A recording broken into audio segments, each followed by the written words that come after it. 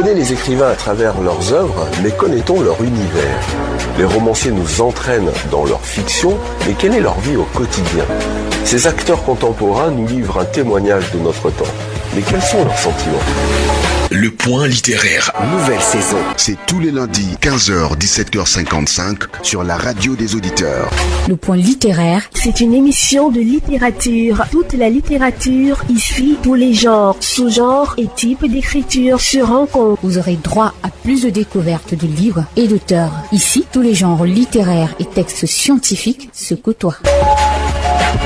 Le point littéraire. Nouvelle saison. Prenez le rendez-vous avec Jean-Jacques Foucault. Jean-Jacques Foucault. On ne m'a pas donné de conseils en particulier pour écrire. Par contre, mon père m'a dit que j'en étais capable. Mais t'écris parce que t'as un truc à dire ? Tout le monde écrit, mais tout le monde n'est pas écrivain. Pourquoi le devient-on ? Comment le devient-on ? D'où vient l'inspiration ? Écrivain, écrivaine. Le point littéraire. 15h, 17h55.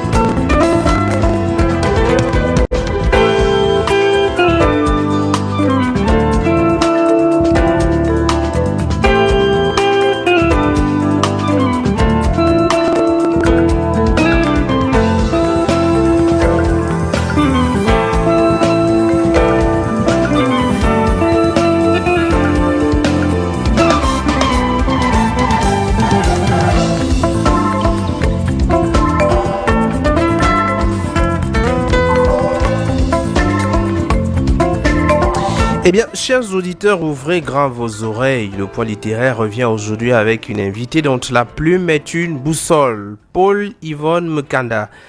Son livre, Carry by Hop, n'est pas seulement un récit, c'est une traversée, une marche obstinée vers la lumière, là où l'espérance refuse de mourir. Pendant près de 60 minutes, sinon 40, 50 minutes, nous allons dialoguer avec une voix qui sait transformer les blessures en chant, les doutes en tremplin et les mots en compagnon de route. Eh bien, Jean-Jacques Foucault, je suis votre guide dans cette aventure littéraire et je vous propose de laisser vos certitudes à la porte. Aujourd'hui, c'est l'espérance qui mène la danse. En tout cas, bienvenue au point littéraire. Et pour échanger sur le livre de Paul-Yvonne Mkanda, elle est avec nous. C'est une dame, on va dire c'est le porte-voix. Bonsoir et bienvenue sur le point littéraire. Bonsoir Jean-Jacques Foucault, merci à vous de m'avoir invité. Alors, je m'avais tout de suite expliqué pourquoi est-ce que vous êtes là, Gaëlle Lagrande. Vous êtes là parce que l'auteur de cet après-midi est une militaire. Elle est engagée au front aux États-Unis d'Amérique et donc nécessairement ne peut pas être avec nous, mais vous allez porter sa voix pour elle. Exactement, moi je ferai de mon mieux pour mieux présenter son histoire et faire passer le message qu'elle souhaite passer à travers son livre. Le titre du livre, c'est Porté par l'espoir. C'est un mémoire de Paul-Yvonne Mkanda. Peut-être je m'en vais dire quelques mots sur elle. Elle est née à Douala au Cameroun, au cœur d'un monde façonné par des femmes fortes et attentionnées. Il y avait autour d'elle sa mère, Maman Léa, sa grand-mère et sa tante, Maman Olive, qui l'entourait de valeurs, de discipline et même de tendresse. 3 lumières directrices qui ont illuminé son enfance. Et d'ailleurs, ce sont ces 3 femmes qui sont présentées comme des figures d'exception, des figures féminines d'exception dans son histoire. Et je le dis, elle a fait des études universitaires sanctionnées par une maîtrise et d'autres diplômes. Vous avez connu l'auteur, vous avez certainement échangé avec elle. Qu'est-ce qu'on ne sait pas d'elle avant de démarrer l'entretien? Alors, Paul-Yvonne Mkanda, c'est une jeune femme, une maman, une femme mariée, aujourd'hui qui se dévoue corps et âme dans le corps militaire, en fait, aux États-Unis. Et du coup, ce qu'elle a pu traverser, son histoire, reflète de la bienveillance parce qu'elle elle a su se façonner. Oui. On peut s'attendre à ce qu'elle soit toujours crispée, toujours triste, mais non, elle a développé un sourire, de l'affection et surtout un sens d'empathie énorme. Voilà qui est Paul Yvonne Makanda aujourd'hui, du moins celle que j'ai pu connaître, celle qui est venue vers moi pour que je puisse être celle-là qui porte son livre au Cameroun en fait. Et on l'a dit, elle a vécu au Cameroun pendant de longues années. Effectivement. Aux études universitaires. Oui. Elle était à Douala. Elle souhaitait venir à Yaoundé pour continuer ses études. Mais malheureusement, tout ne s'est pas passé comme elle le souhaitait. Elle a dû prolonger à Douala pour continuer toujours à faire ses études. C'est donc l'histoire d'une femme courageuse, née dans une famille, on va dire, ordinaire, Oui. et qui arrive à faire des choses extraordinaires. Vous l'avez souvent au téléphone. Que vous dit-elle? Qu'est-ce qu'elle vous inspire? Alors, ce qu'elle me dit, oui, effectivement, je l'ai souvent au téléphone, Jean-Jacques Foucault, pas plus tard que ce matin, effectivement. Il faut savoir que Paul Yvonne Makanda et moi, nous discutons bien plus du travail à faire, de son livre.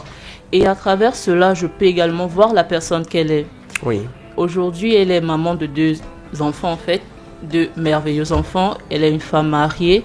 Elle fait vraiment de son mieux pour garder la tête froide, pour garder ses principes, ces valeurs-là inculquées par ses piliers, en fait, à savoir sa grand-mère, sa maman et sa tante, paix à leur âme. Donc, voilà. En fait. 2 êtres qu'elle aimait bien qui finissent par quitter la terre. Pourtant, elle aurait certainement eu besoin d'elle encore. Mais peut-être qu'il faut commencer par le début. Elle est née dans une famille ordinaire. Ce qu'on voit ou qu'on voyait et qu'on voit un peu moins à travers la confiance qu'on peut porter sur les membres de sa famille. Elle vit avec sa mère, elle vit en même temps avec sa tante. Est-ce que le visage de nos familles aujourd'hui qui tendent à être un peu plus égoïstes, on peut voir cet exemple-là comme étant un modèle finalement à suivre? Lorsqu'on voit, c'est aujourd'hui beaucoup plus père, mère et enfant. Un peu moins grande famille et famille élargie. Et ça peut inspirer un modèle de famille. Je dirais oui, c'est un modèle de famille qui peut inspirer. Pourquoi? Parce que c'est une maman qui a su se donner à fond pour son enfant. Parce qu'elle a... Sans le papa. Sans le papa, effectivement, parce que Paul Yvonne Makanda n'a pas grandi aux côtés de son papa. Il était présent, mais voilà, il était plus présent financièrement que physiquement. Et voilà, pour ne pas mettre la charrue avant les bœufs, nous avons dit que nous commençons par le début. Donc, cette famille, pour moi, est l'idéal parce que c'est une femme qui a su donner de l'amour, qui a su inculquer des principes, des valeurs à son enfant. Et cette dernière également a été réceptive parce que vous savez, nous pouvons être une maman qui est là pour sa fille, qui montre les voies à suivre. Et cette dernière peut être détournée, en fait, par les autres. Voilà. Par la société haute, mais Paul Yvonne Makanda a su garder ses principes en elle. Elle a su grandir avec et développer une certaine aptitude et une facilité, voilà, à déceler, à détecter les expressions faciales, les pauses entre les mots. Une femme forte en tout cas. Exactement. Qui a avancé, qui a reçu des valeurs solides. Parce que lorsqu'on regarde bien, un enfant qui grandit sans père, avec une mère très forte qui réussit à combler le vide, sans toutefois tuer le père. C'est-à-dire tuer le père parce que quand le père n'est pas souvent là, on a tendance à dire beaucoup de mauvaises choses sur le père, un peu comme si on voulait justifier son absence et l'éloigner véritablement de son enfant. Alors que là, pour le cas d'espèce, on évite de dire toutes mauvaises choses. D'ailleurs, très vite, elle entre en contact avec son père lorsqu'elle a peut-être 13, 11 ans. Et elle échange avec lui, même si ce sont des échanges brefs, mais ça reconforte quand même, c'est un homme qui est là, même s'il est très loin. Oui, exactement. Et il faut également noter que sa famille est également dans ce cercle de solidarité, à savoir sa feu-tante. Lorsqu'elle lui demande, mais en fait, il est où papa? Pourquoi il n'est pas là? Est-ce que papa il ne m'aime pas? Est-ce que on lui répond tout simplement non, ton papa il est là. Certes qu'il est avec une autre famille, mais il est là, il t'aime bien. Et du coup, leur échange, du moins ce qui a pu marquer Paul Yvonne Makanda, c'est cet appel téléphonique avec son père. Qui n'a pas duré beaucoup de temps. Exactement. Ça a été un appel très bref et elle était satisfaite. En fait, elle était mitigée. Et c'est vraiment ce message-là qu'elle souhaite passer. C'est vrai qu'on peut grandir sans un père à ses côtés, mais on a également une mère. Et on s'entend souvent dire qu'une fille qui grandit sans son papa est tout le temps en quête d'attention.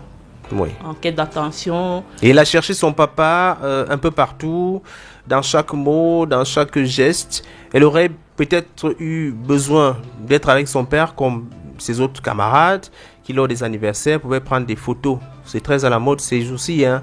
Lors de l'anniversaire, prendre des photos avec son père, passer du bon temps avec son père, mais ce n'était pas le cas. Elle a dû faire avec le peu qu'elle avait. Exactement, elle a dû faire avec le peu qu'elle avait. Lors des cérémonies scolaires, elle regardait, elle voyait les autres se filmer, ses camarades, prendre des photos avec leur papa, leur maman. Bref, une famille normale, en fait, entre guillemets.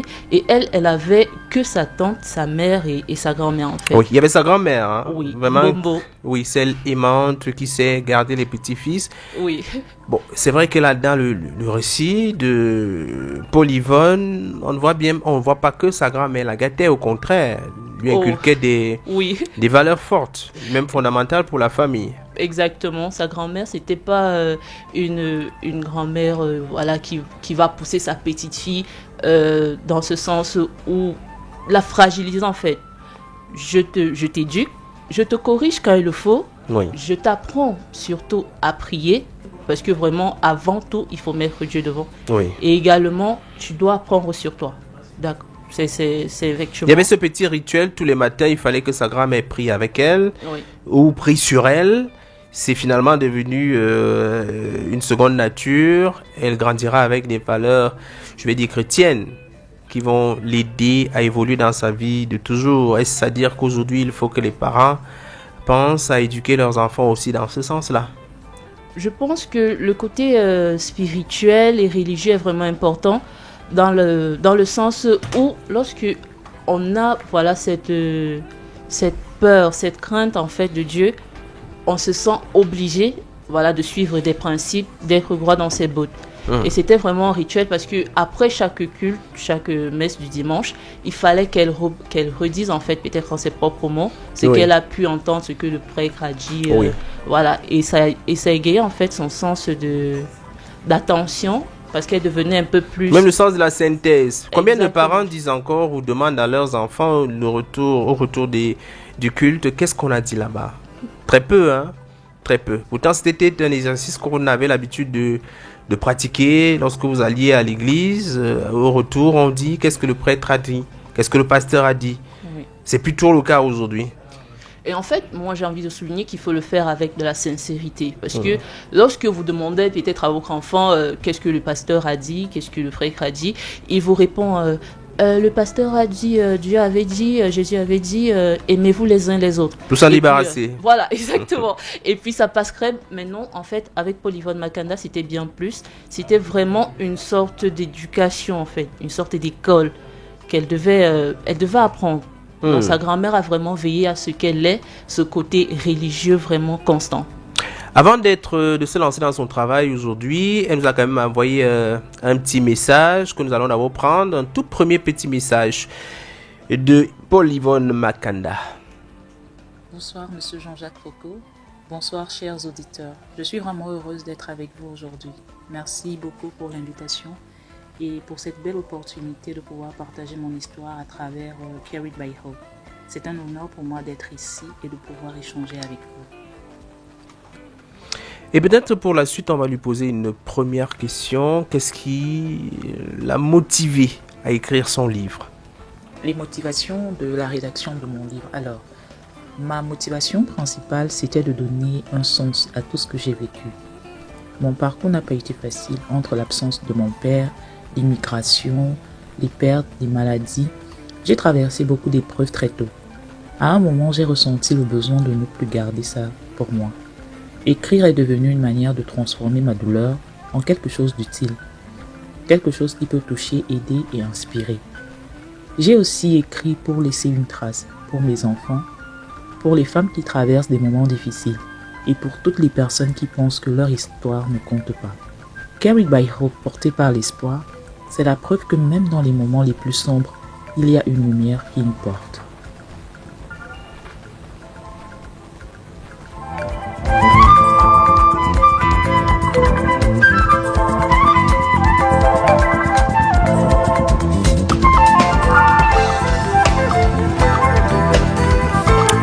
On parle là d'une vie de famille quand même, mais il y avait des motivations à écrire, raconter son histoire. Tout de suite, on se rend compte que certes, elle a été dans le milieu familial, bien encadrée par sa mère, mais comme on le dit souvent, un parent qui est absent, c'est toujours difficile à accepter, c'est difficile de vivre, surtout lorsqu'on sait que le parent, c'est le père d'autres personnes, c'est le père d'autres enfants, et ces enfants-là ont la chance, l'opportunité d'être effectivement avec notre père à nous.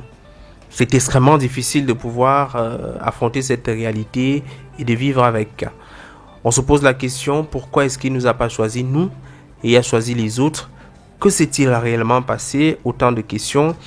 Comment est-ce qu'on arrive à trouver les mots? Ça, c'est notamment pour la mère. Comment est-ce qu'on trouve les mots pour justifier l'absence de papa? Mais parfois, on va dire, la vie nous impose de faire des choix, même les plus difficiles. Exactement, la vie nous impose de faire des choix et j'ai envie de dire, on ne peut vivre qu'avec en fait, parce que étant maman, tout dépend de l'image que vous souhaitez refléter. Est-ce que vous voulez que votre fille ou votre fils, voilà, dans le cas de Paul Yvonne Makanda, est-ce que vous souhaitez que votre fille ait ce dégoût, cette colère en elle, d'avoir l'impression d'avoir été abandonnée, ou alors vous voulez cultiver en elle cette grandeur, à savoir que oui, certes tu n'es pas avec papa, mais ça ne veut pas dire que tu dois porter un mauvais œil sur lui ou alors sur son autre famille. Il faut te contenter de ce que tu as. Tu as moi, tu as tata, tu as mamie. Tu as également tes oncles qui faisaient également figure paternelle auprès de Paul Yvonne Makanda. Oui. Une famille où on pouvait se faire confiance mutuellement.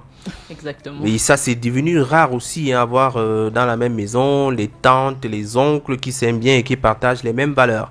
On marque un break et on revient. With MTN's Yellow Agro Digital Solutions, starting from 50 francs per day, receive weather data and export advice. Increase your harvest and protect your livestock. Dial *282#. Alors, puisque c'est terminé avec le break, il faut dire qu'il y a un aspect très intéressant dans le livre, c'est que Paul Yvonne Makanda relève que jamais elle n'a détesté son père pourtant absent.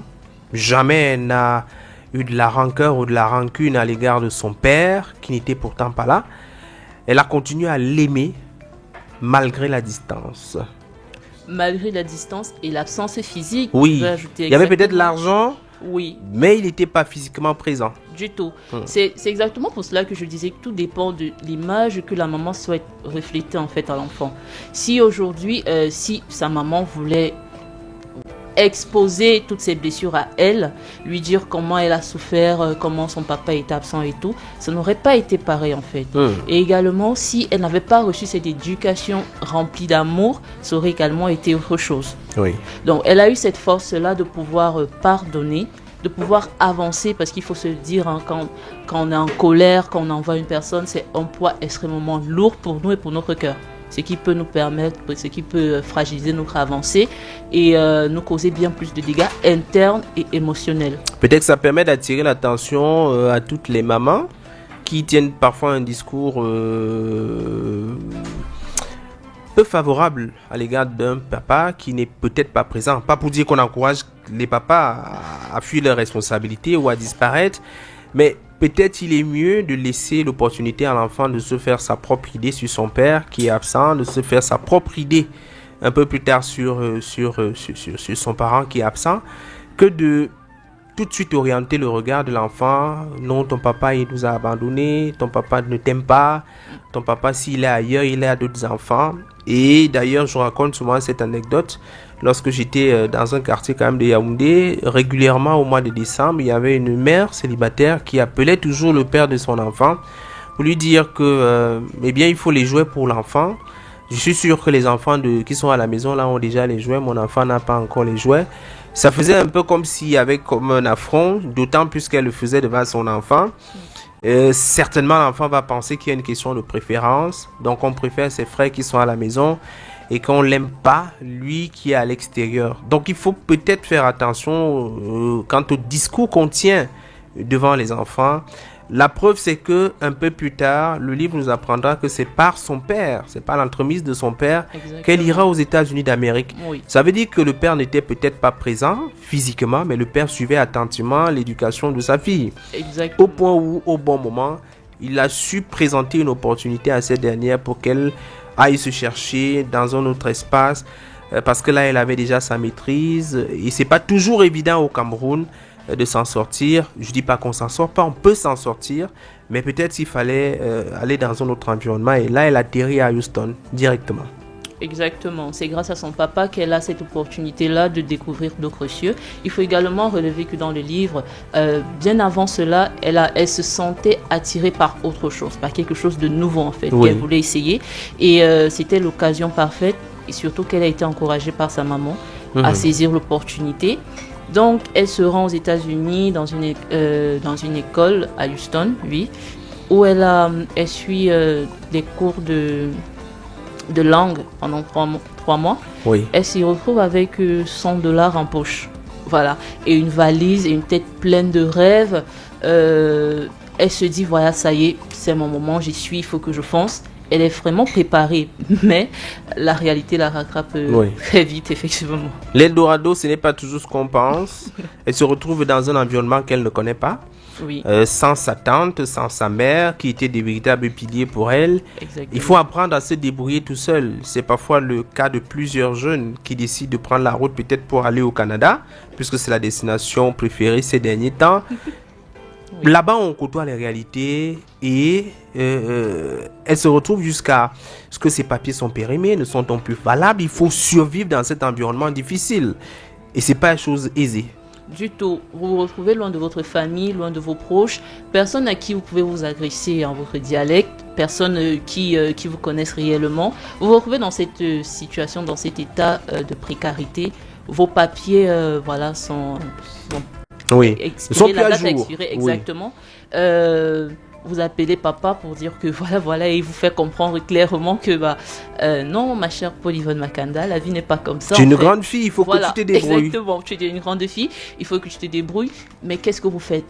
Vous abandonnez, vous pleurez, et après vous repensez à tout ce que vous étiez avec votre mère. Vous repensez à tout ce que vous avez laissé derrière vous, aux rêves que vous avez. Et là, elle n'a pas eu d'autre choix que de se battre en fait.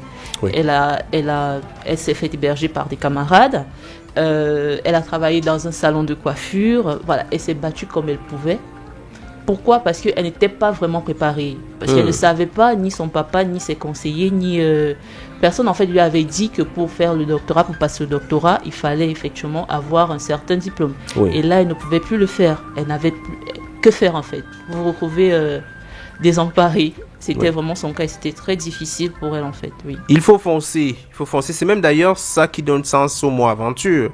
Parce que lorsqu'on va en aventure, lorsqu'on va chercher une meilleure vie ailleurs, parfois il y a des réalités qui nous rattrapent. Et ça nous rappelle aussi qu'il y a la charge émotionnelle, il y a la charge familiale avec laquelle on se déplace. Ça nous ramène d'ailleurs dans son livre de Paul-Yvonne Makanda, où quand ses parents l'accompagnent à l'aéroport, ils font comprendre tacitement que désormais tu es notre lumière, tu vas avec notre espoir. C'est généralement le discours qu'on tient, parce qu'on se dit que non, là où tu t'en vas aux États-Unis d'Amérique, là-bas tu trouveras facilement ta vie, tu trouveras facilement ton chemin. Et donc, tout le monde compte sur toi, tu n'as pas le droit d'échouer, tu n'as pas le droit de renoncer, quel que soit lambda. Exactement, c'est une pression émotionnelle forte en fait, vous l'avez en vous et vous vous dites... je ne peux pas rentrer comme ça en fait. Pas après ces adieux, pas après ces mots de réconfort, pas après qu'on me dit que je suis leur espoir. Je ne peux pas et je ne dois pas. Je suis déjà là, je vais continuer à me battre. Donc voilà. Et c'est là qu'elle a le déclic, qu'elle se dit mais qu'est-ce que je fais en fait? Et la suite va... Il faut trouver des solutions. Exactement. Il n'y a pas seulement des difficultés au niveau de cet environnement nouveau, avoir ses papiers, trouver un travail décent, convenable, dans un environnement nouveau où on ne connaît personne. Ici, on aurait facilement fait recours à quelqu'un, car on est peut-être quelqu'un, quand on connaît quelqu'un qui est quelqu'un quelque part. Mais là-bas, on n'a personne. il n'y a pas de quelqu'un, il faut s'adapter à l'environnement. On se rend compte que ce n'est pas seulement la seule difficulté qu'elle a traversée, il y a aussi la grosse difficulté de l'enfantement. Exactement. En Afrique, c'est pas évident lorsque, et ça me rappelle tout de suite l'histoire de ce rappeur camerounais que tout le monde va reconnaître très vite, qui a fait des années avec sa femme. Et le fait de ne pas avoir d'enfant pendant plusieurs années a donné l'occasion de plusieurs railleries. Tout le monde regardait, on appelait les femmes robots. Ça, vraiment, je reprends les mots qui étaient abondamment utilisés sur la toile. Ce sont des stigmatisations. Elle l'a fait également. Elle a été confrontée à cette réalité-là. Sauf que là-bas, elle n'avait pas véritablement de soutien des personnes qui vont l'aider, l'épauler, l'accompagner dans cet environnement-là. Elle est toute seule. Elle a des difficultés d'enfantement. C'est aussi un clin d'œil à ces femmes qui ont des difficultés à avoir un enfant. C'est un combat interne, à plus d'être un combat social qu'il faut mener. Oui, alors il faut noter que être toute seule, pas vraiment parce qu'elle a eu de la chance, parce qu'elle a eu des personnes qui l'ont accompagnée, des camarades qui lui ont tendu la main. Et il s'est posé cette question d'infertilité. On lui a dit, voilà, madame, vous ne pourrez pas avoir d'enfant. C'était vraiment un grand choc. Oui. Après tout ce qu'elle a vécu et avoir rencontré l'amour et tout, le rêve de toute femme. L'amour de sa vie. Exactement. Le rêve de toute femme, c'est d'être appelée maman en fait. De pouvoir inculquer les valeurs qu'on a reçues de nos grands-parents, de nos mamans. Également être le miroir, être regardé par ses petits yeux tendres, être appelé maman, ressentir les petites mains sur les joues. Vraiment, c'est ça le rêve de plusieurs femmes, je vais le dire ainsi. Et donc, lorsqu'on vous annonce du jour au lendemain que vous ne pourrez pas avoir d'enfant, pourtant vous n'avez pas un passé les plus douteux, on va le dire comme ça. Vous n'avez pas été versé dans la débauche lorsque vous étiez plus jeune. En plus, vous avez grandi à Douala. Donc, voilà. Donc, là, une ville qui ne dort jamais, hein, Douala. Comme elle le dit, Douala ne dort jamais, effectivement. Donc, c'est un peu plus difficile pour elle. C'est vraiment un combat horrible, j'ai envie de dire. Je pense que c'est l'un de ses plus grands combats, en fait, l'infertilité. Mais heureusement, par la grâce de Dieu, effectivement, et les différentes démarches, elle réussit à avoir sa première fille. Malaïka. Oui. Voilà, elle réussit à avoir sa un beau prénom hein, que j'ai bien apprécié. Oui. Malaïka. Oui. Et ça, à l'intérieur, j'ai également appris que c'était ange. Exactement. Ça signifiait ange, Malaïka. Vous avez également remarqué que les significations des prénoms de ses enfants sont vraiment oui, c'est par là. Originales également. Le prénom de son petit garçon. Je n'ose pas le prononcer car j'ai peur de mal prononcer, mais ça veut dire sagesse de Sankara en fait. Voilà, ce sont des très beaux prénoms. Ça permet également de rappeler que aujourd'hui c'est bien beau, les Jean-Jacques sont des noms chrétiens, mais aussi africaniser quelquefois l'appellation de nos enfants, c'est également une marque de retour vers son identité. Exactement, voilà. Et j'ai envie de dire que c'est un coup de pouce vers pour le futur de cet enfant. Parce que le nom comporte un certain nom, il y a certaines voies qui nous sont ouvertes. Voilà, et le nom apporte un autre petit frère qui arrive un peu plus tard. Mais la grosse difficulté quand même, c'est que sa mère n'aura jamais porté sa fille. Et ça, c'est extrêmement triste comme histoire quand même. Oui, c'est triste parce que pas seulement sa mère, ces femmes qu'elle considérait comme ses piliers, en fait, ne vont jamais voir qui elle est devenue, ne vont jamais voir ses enfants, ne vont jamais pouvoir lire ce livre qui sera disponible bientôt au Cameroun. Et c'est ce qui est vraiment fort, en fait. C'est triste parce que après avoir traversé autant de souffrance, de douleur, après avoir appris des personnes, au final, vous vous retrouvez sans ces personnes-là. Oui. Elle est revenue au Cameroun avec la petite Malaïka. Et 6 ans plus tard, exactement, à peu près. Parce que c'est là qu'elle avait déjà ses papiers, effectivement. Donc, elle est venue, elle tenait à présenter la petite Malaïka à ces piliers-là pour dire voilà.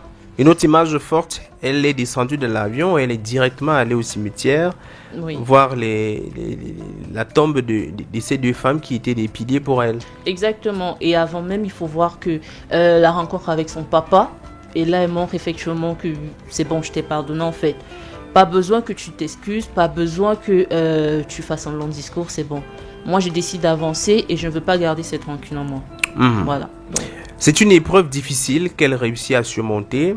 Il faut dire que la deuxième grossesse a été un peu plus douloureuse que la première. Oui, parce qu'à la suite de l'accouchement, il y a des difficultés qui qui arrive, on ne dira pas tout, puisque les auditeurs vont prendre le temps de lire également le livre, les difficultés liées à son état de santé. Et lorsqu'on pense que tout est terminé, on va dire rebondissement, et décide d'aller à l'armée avec les enfants petits. Oui, les enfants petits. Marque de courage.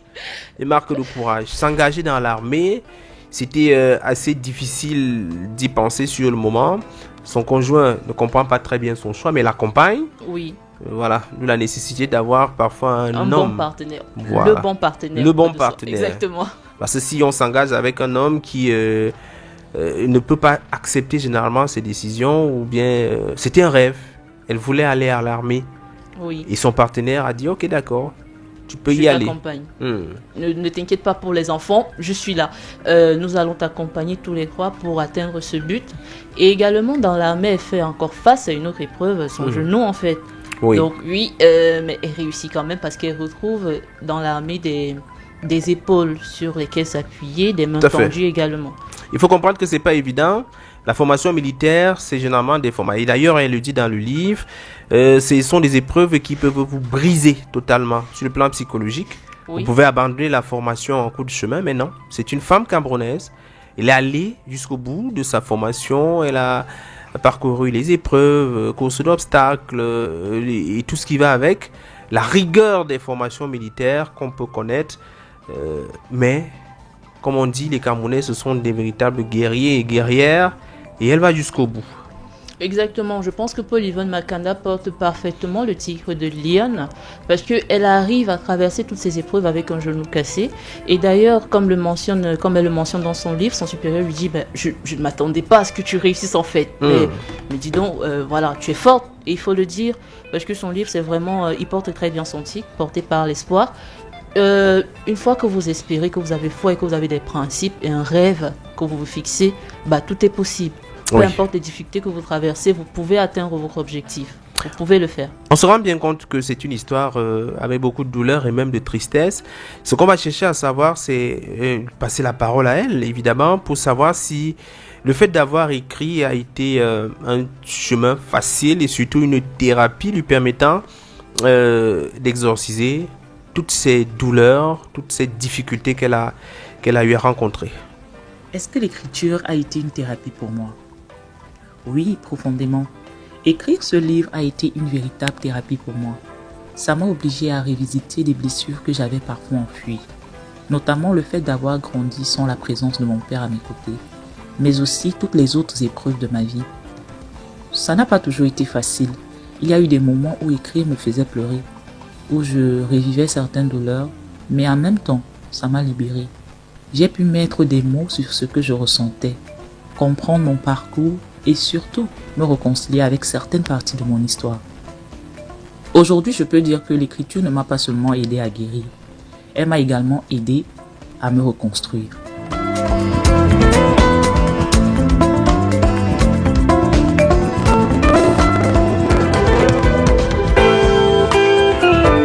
Même en lisant son livre, personnellement, j'ai été traversé par une vague d'émotions, beaucoup de douleurs. On pouvait ressentir à travers les mots, chaque mot qui était utilisé pour narrer cette histoire difficile, notamment au niveau de la perte de ses piliers, sa tante, d'abord sa grand-mère. Et à l'intérieur, surtout sur ce segment, elle dit que lorsqu'on l'a appelée, elle était à l'école et on lui a dit c'est au sujet de ta grand-mère. Elle a dit qu'il fallait qu'on attende, qu'on ne touche pas sa grand-mère. Et quand elle venait, elle a essayé d'appeler sa grand-mère et elle espérait qu'à l'écoute de sa voix à elle, sa grand-mère pouvait se relever.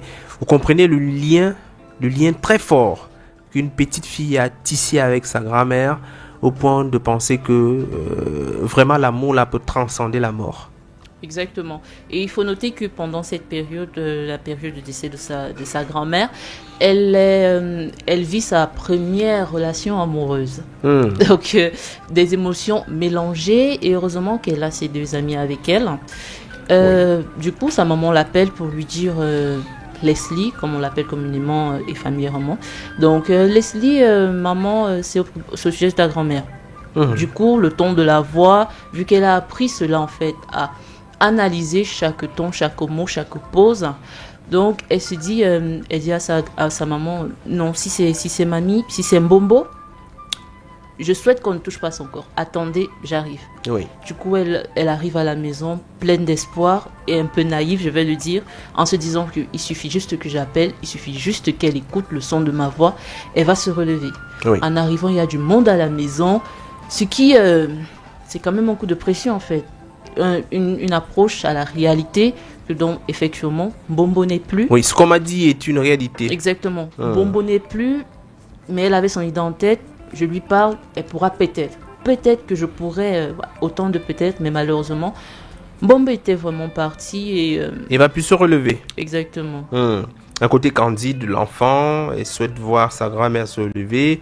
Et c'est vrai que on a souvent des difficultés à accepter certaines réalités. Celle-là s'est imposée un peu à elle, définitivement. La mort est là, et lorsque la mort arrive, elle nous vole parfois l'être qui est le plus aimé ou bien un être aimé. C'est douloureux, donc il y a eu ça, il y a cette émotion mais il y a également l'émotion de joie qui transcende le livre. Lorsqu'elle arrive au bout des efforts, elle raconte assez bien quand même la scène de la sortie. Une scène où elle dit que lorsqu'elle sort, elle voit son mari venir vers elle, l'embrasser, elle se rend peut-être compte que là, oui, j'y suis arrivée. Parce que quand elle décide de prendre l'avion pour aller en formation militaire, on sait quand on part, on ne sait pas si on va revenir. Ça, c'est une réalité. Servir son pays, son pays d'accueil, nécessairement. Servir son pays d'accueil. Oui. Donc, c'est pas évident. Elle a quand même la fierté d'être arrivée au bout des efforts. Et je pense que c'est là où le titre du livre prend tout son sens, porté par l'espoir. La plupart des combats qu'elle a menés, et elle était guidée par l'espoir. Et heureusement, elle est arrivée au bout de ces combats-là. C'est un modèle de trajectoire, peut-être pour ceux qui en ce moment se retrouvent en difficulté, qui pensent que tout est perdu, qui pensent qu'ils sont sur le mauvais chemin, qui pensent que les dés sont déjà pipés d'avance et qui ne pourront rien faire, ni arriver à rien.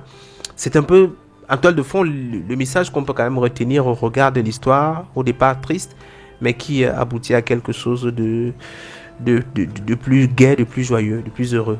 Exactement, et c'est le plus beau parce que ce n'est pas une histoire fictive, une histoire inventée avec des personnages fictifs, c'est vraiment son histoire, c'est sa vie, et nous sommes nombreux à traverser ces difficultés, autant pour moi.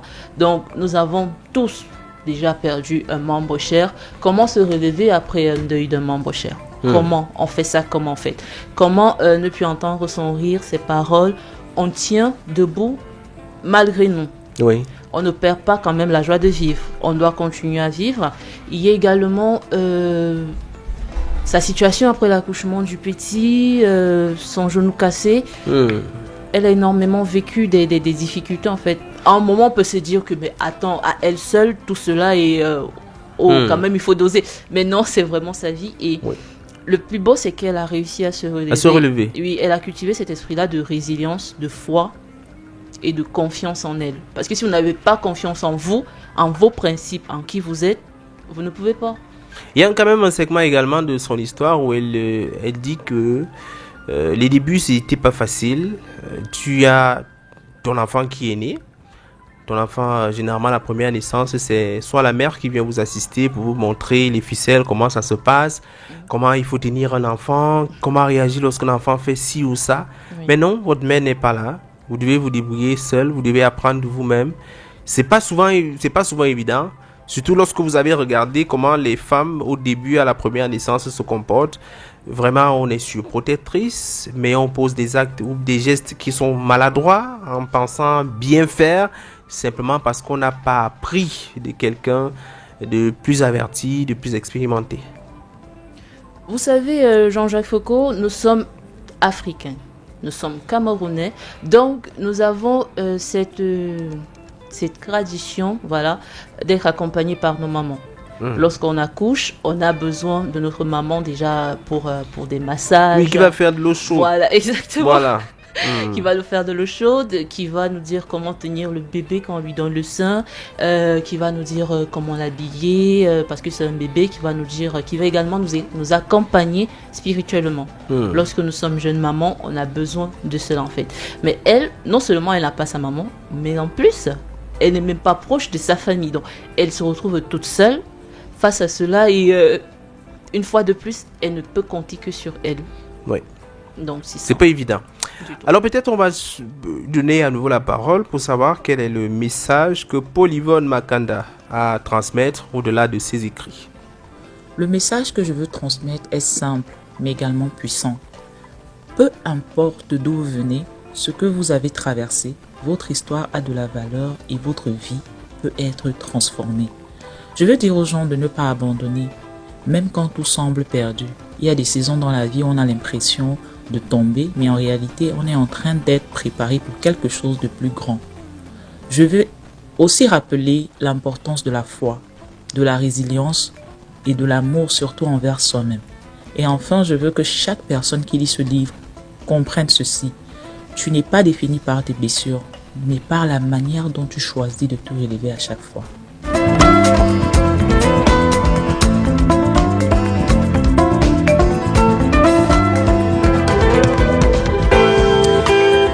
Parce que c'est toi qui es avec nous, Gaëlle Lagrande. Comment est-ce qu'on fait pour avoir le livre, si c'est déjà possible, même au Cameroun ou ailleurs, sur les plateformes numériques? Pour être en possession du livre, actuellement, la version anglaise est disponible sur Amazon et vous pouvez tout simplement accéder au site et saisir Carry by Hope by Paul Yvonne Makanda.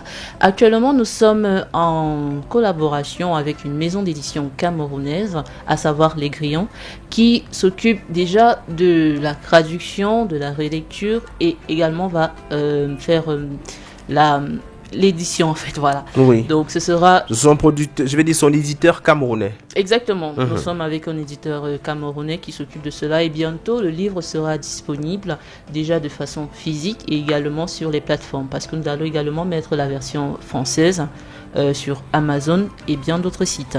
Maintenant, nous avons également, pour accompagner Paul Yvonne dans cette lancée, créé un groupe, à savoir les ambassadeurs Carry by Hope. Ceux-là qui seront à peu près la vitrine, qui seront présents lors des lectures, qui vont également vous accompagner en répondant aux différentes questions et en partageant et en publiant, j'ai envie de dire, l'œuvre de Paul Yvonne Makanda. Donc c'est tout simple. Pour avoir plus d'informations, je peux communiquer le numéro? Allez-y. D'accord. Alors c'est le 6 50 80 79 71. Oui, vous le reprenez. Oui, je reprends. 6 50 80 79 71. Vous pouvez également la suivre parce que nous faisons une communication vraiment des plus accrues sur ces réseaux. Vous pouvez également la suivre sur ces différentes pages qui portent son nom. Paul avec un E, Yvonne double N et Makanda, comme ça se prononce. Le titre du livre, c'est Porté par l'espoir, un mémoire de Paul Yvonne Makanda, parce que c'est une sœur camerounaise, parce que son histoire nous a marqué. Nous avons décidé de partager avec vous cette histoire cet après-midi.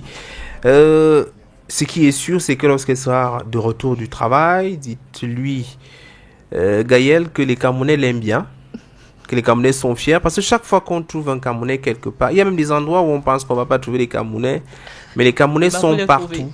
Exactement. Ils sont partout, dans tous les corps, dans tous les pays, ils s'investissent. Et ça, de savoir qu'il y a une Camerounaise qui est en Amérique en ce moment et qui défend les couleurs, qui sinon est dans l'armée américaine, ça nous parle énormément et on se dit tout est possible. Impossible n'est pas camerounais. Donc passez le message de Royal FM et surtout dites-lui beaucoup de courage. Et on espère que c'est pas le dernier livre porté par l'espoir, qu'il y aura d'autres histoires. Peut-être celle-là racontée au-delà de ce qu'elle a vécu. Peut-être même, pourquoi pas, Paul Yvonne Makanda au front. Ça peut être intéressant d'avoir cette histoire. C'est une suggestion. Je vais lui en parler. Voilà, certainement. Alors peut-être un dernier mot avant de se séparer, Gaëlle. Alors, merci à vous de nous avoir permis, de nous exprimer sur votre antenne. C'était un réel plaisir. Et j'ai envie de dire que porté par l'espoir, autant pour moi, n'est pas seulement un livre. Nous ne sommes pas en train de faire une publicité vaine. C'est vraiment une histoire qui mérite d'être lue parce que nous tous, nous vivons seuls en fait. Et nous choisissons le silence. Oui. Le silence qui n'est pas forcément la solution. Parce que là, Paul Yvonne Makanda, on peut dire que c'est le journal intime d'une jeune enfant qui elle a pris le courage pour dévoiler, pour dire aux uns aux autres, voilà, vous n'êtes pas seuls. Nous traversons des difficultés, mais heureusement, il y a toujours des gens à côté. On ne peut pas se relever tout seul. Ça, c'est vraiment impossible. On ne peut pas se relever tout seul. Il faut croire en soi, il faut avoir la foi et surtout cultiver l'esprit de résilience.